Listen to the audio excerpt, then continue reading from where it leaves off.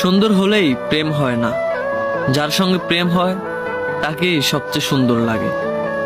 এই কথাটার মাঝে লুকিয়ে আছে ভালোবাসার আসল মানে। আমরা হয়তো প্রথম দেখায় কারো রূপে মুগ্ধ হই, কিন্তু সময়ের সাথে বুঝি সৌন্দর্য চিরস্থায়ী নয়, অনুভবটাই আসল। যার চোখে নিজের পৃথিবী খুঁজে পাই, যার পাশে থাকলে মনে শান্তি পাই, সেই মানুষটাই আমাদের কাছে সবচেয়ে সুন্দর হয়ে ওঠে।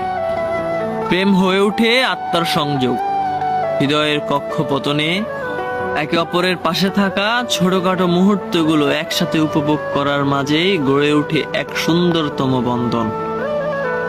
তাই শুধু বাহিরিক রূপ নয়, সত্যিকারের ভালোবাসা তখনই জন্ম নেয় যখন একজন মানুষকে তার সমস্ত ভাঙাচুরা, হাসি, কান্না, আলো, অন্ধকার সহ গ্রহণ করি।